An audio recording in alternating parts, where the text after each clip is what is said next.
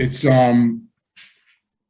it's a spiritual disease. You know what I mean? So it's, you get bankrupt, mentally, physically, addiction affects you mentally, physically, and spiritually. It affects you. So throughout all those years, you become bankrupt. When you cross over that imaginary line into addiction, you become bankrupt. So then when you get clean, you have to, that's the three points that you have to hit on: mental, physical, and spiritual. So what I tell my clients is, so physical, so let's, there's three aspects, right? Physical, mental, and spiritual. So physical, so start exercising, start, doing something, start watching what you eat, right? Go to join the gym, get healthy physically, go see a doctor. Because when you're in addiction, you don't go to the doctor. Who's going to go to a doctor? First of all, you're not going to spend no money. Who gives a shit about your physical health you're using, right? So so go to a doctor, start exercising, right? Mental, how do I get mentally fit? Maybe you need to take some kind of medication for your anxiety.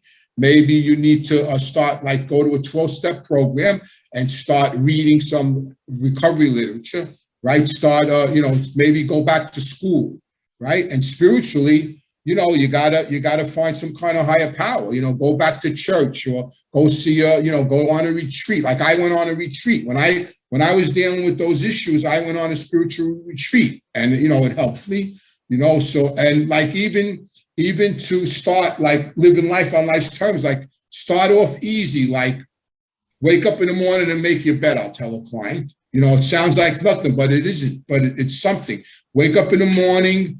As soon as you get out of bed, make your bed, get on your knees, whoever, ask for another day clean, go wash your face, brush your teeth, go to the gym, read some kind of literature.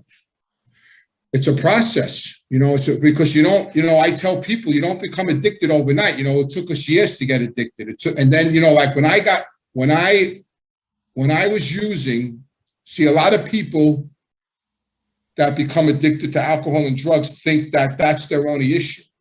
That's their only problem.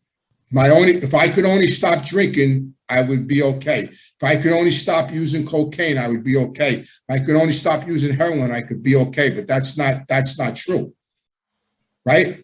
Because what happens is when you put down the chemicals and the alcohol, then you're left with you. And now what? Then you realize how messed up you are. Then you realize how like crazy you are in your head and how insane and unmanageable your life became.